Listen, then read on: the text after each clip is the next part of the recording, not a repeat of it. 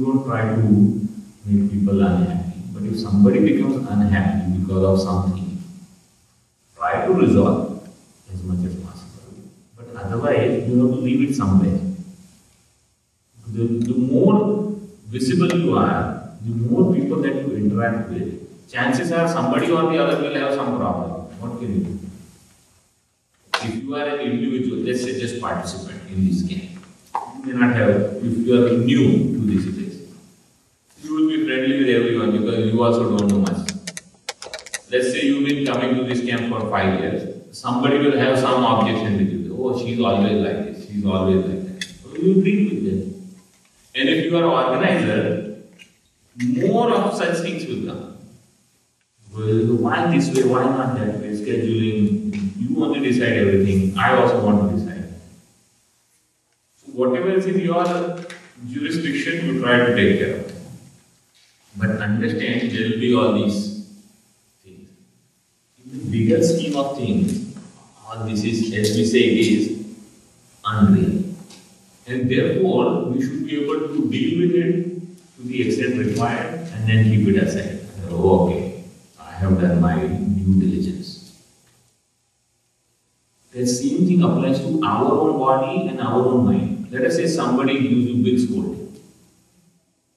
Oh, I have been loving this person or taking care of this person so well, and he is scolding me. I cannot take it. In your mind, you will cry. Externally, you may not cry. You feel really hurt. You should know how to keep your mind aside and move forward. Swami, you want something? No, this is informal only.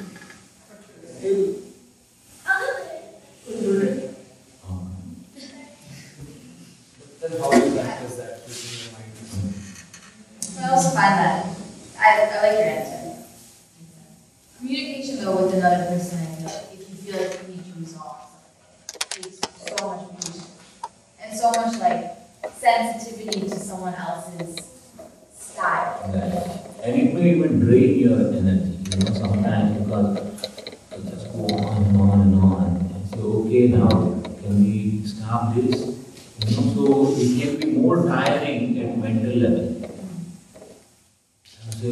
So you will have to figure out what is the best thing.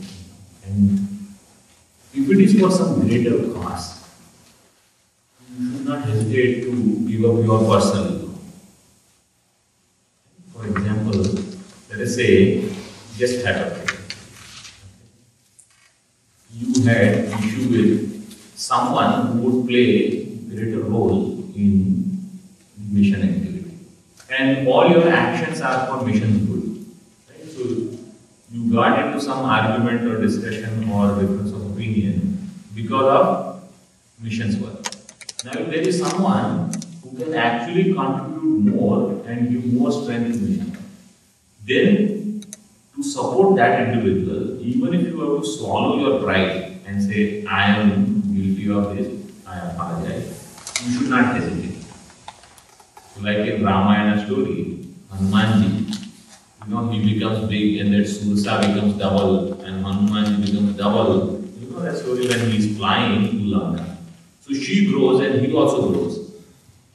Then he realizes there is no end to this. I will go on growing and then she will also grow. I have another important work and that is my God's work. So what should I do? He said, I will become small. Then becoming small is not physical, becoming small is becoming humble. I lose you. The ability to say that requires a lot of courage. And that's why we should know when to grow big and when to become small. We all love to become big, but we don't know what is our scale. That is another problem. We cannot become too big, bigger than what we can grow. And then we rarely know when to become small. Both we should be able to adjust.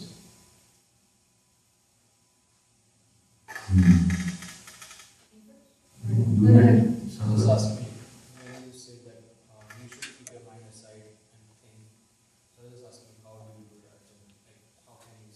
In which manner?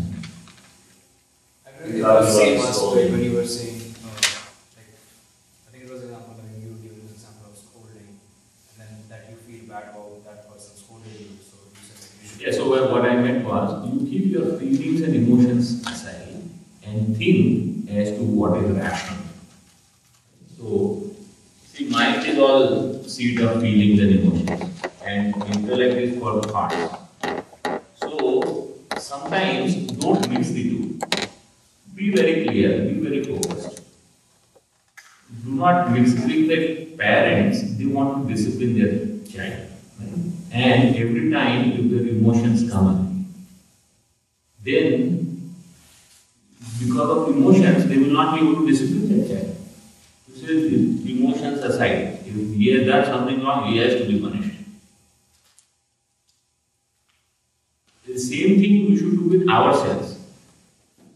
I should apologize, or I should take some punishment, I should take some spiritual practice if I have done something wrong. That will straighten us. And if we ourselves cannot do anything, go to the teacher. Teacher means that individuals for whom we have a lot of respect, reverence. Right, and I guarantee that whatever you tell me, I will do it. On my own, I don't have that courage. But if you tell me,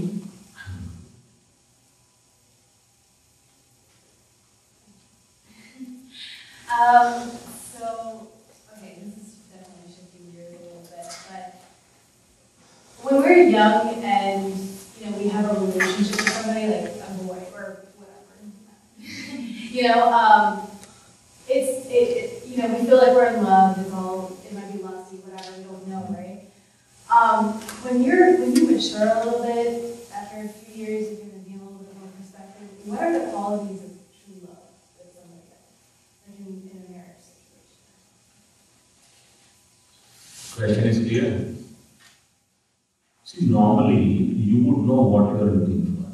Right? And when you say true love, the fact is, true love we can have only with this, he said. But in all other love, there can be greater degree of purity. When, as I said yesterday also, when we love somebody, we are not looking for what will I get from that person. When we think what I can give to that person, that is pure love. Yeah. So we are not seeking, okay, I will get this, then when I love more, then I will get this, then I will. And the right person to be with is someone who is also Equally, yeah. spiritual. And I think that's why if you talk to that person or be with that person for some time, at least you will have some idea. Of course, it is never going to be, everything known before even you enter into a relationship. So it is hard, but at least you will have very good understanding of that person.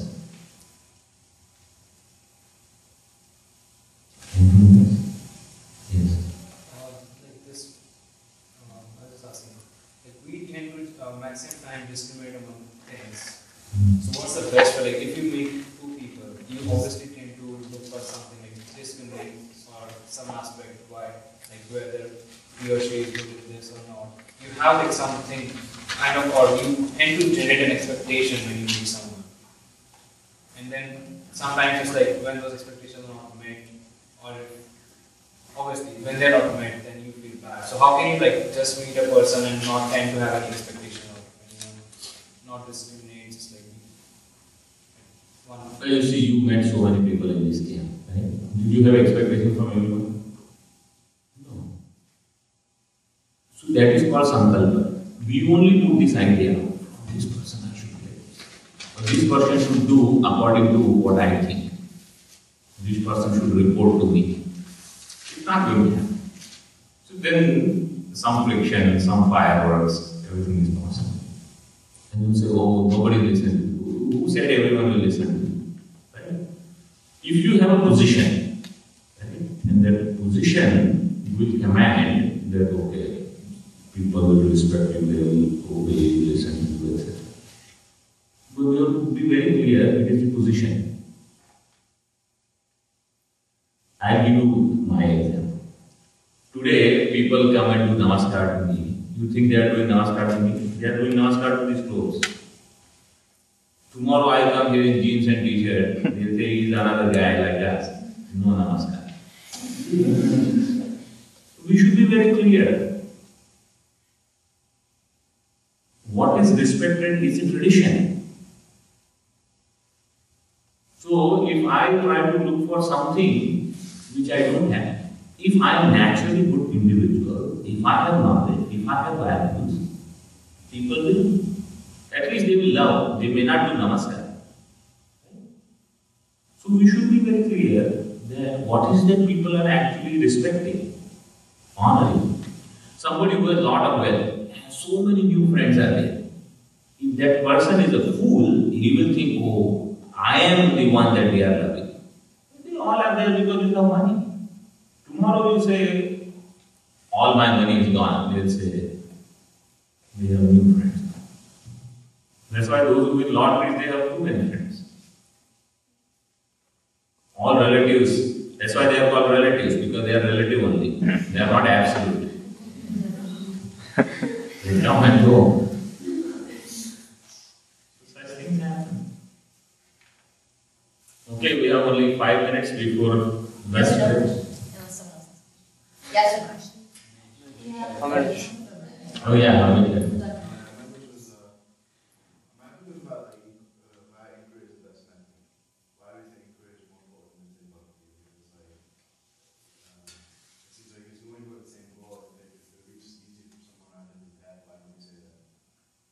So when we say it is more potent or more powerful,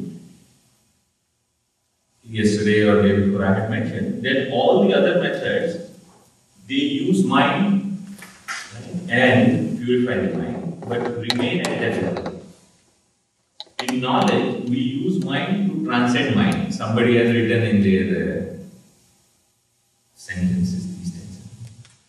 So in path of knowledge, what we are doing is we are using mind and eventually understanding that I am not this mind. See that example that I gave of this glass crystal and red color.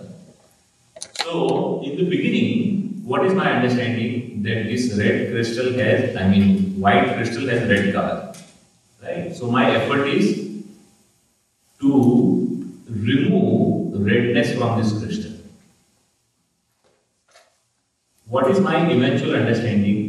I know I have told you something very, very big. If you understand, it is good. My ultimate understanding should be the red color never was attached to this crystal and I am this crystal. Right? This is the ultimate understanding.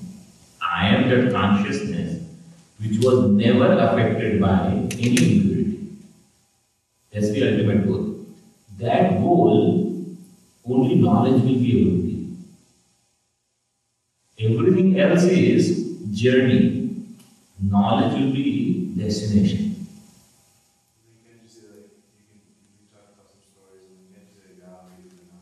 Yeah, so then God will give you knowledge, but He will give knowledge. Right? So what is going to make the difference is knowledge only. Whether you get it from Guru or God, it is knowledge which is going to make the difference. That's why it is said here.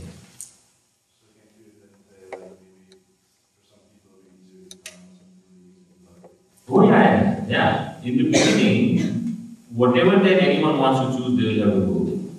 And they may pursue it for a long time. Eventually, knowledge is going to give them the final freedom.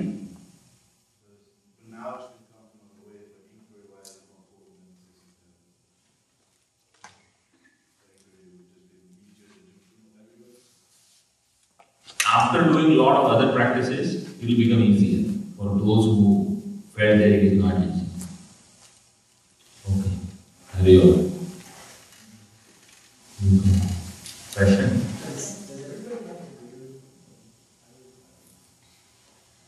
Our Guru, he had said, What was the question? Does everyone have guru? And if yes, how do you find? So the truth is, for everyone there is guru. You see, I don't know if Vivekji said he was going to speak about the 24 gurus, right? Yeah. So that means guru does not necessarily mean only a physical form standing in front of us. But it is required if somebody wants to gather clarity in thinking, in knowledge. See, yesterday we had that music jam. The same songs, what we listened to yesterday, without any introduction to Vedanta, would you have understood all the depths and meaning and interpretation? No, right? Can anyone say yes? No. Because the insight of that this is referring to karma and this is referring to Atman and all those interpretations, they came only because we were introduced to Vedanta. Vedanta is such that, or the knowledge is such that, it can make everything beautiful. Music, movie, art, drama, even some garbage you see and some cockroaches moving there, from there they will find some Vedantic example. Yeah. So it is the knowledge which has transformed the vision, which made the ordinary also extraordinary. And therefore, that knowledge is what makes it difference. Now, whether that knowledge comes through books in a systematic form or in casual discussion, you get it from somewhere, or from the nature, you find it like sun, moon, and all those examples which are given. Or even, like somebody has written, even from a child who is so young, can teach some lesson. So it's not necessarily that somebody who is very old in age, only that person can give knowledge. And ultimately we have to discover that guru within, this self. So that is why, have you seen that picture of Lord Krishna with the chariot here and Arjuna sitting in front? So that Arjuna is the jiva, is the soul. And the driver, Arjuna is the soul, and the driver, Bhagavan Shri Krishna, he is this sharpened intellect which has the knowledge of scriptures. So this is the driver. This is the chariot. These are the reins. Senses are the horses. And this is the road. And this is the owner of the chariot. This is going to lead that owner to this. So externally we need teacher. Eventually we have to, because how long teacher is going to be with you? And our Gurudev always used to say, I am not a mule guru. Don't expect me to carry you everywhere. I will teach you and now you learn on your own. Wait, could you say that?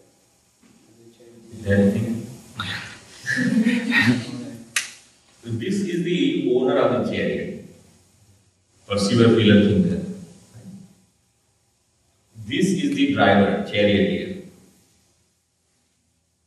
These are the reins. This is the chariot. So body is the vehicle. And the senses are the horses. So 5 horses are there. They are the sense organs. Eyes, ears, etc. This is the road. So normally our chariot is used to run on this. All the horses, they just want to run here. Objects, emotions. When this intellect, which is represented by Lord Krishna in that example, so intellect which is sharpened, and when we say sharp means pure and has the knowledge of scriptures. So Lord Krishna is combination of both. All the knowledge and purity. So together we lead Arjuna to victory. Going beyond all the weaknesses. That is what is indicated in that. Okay, I think we'll start. We'll walk and What do you, can you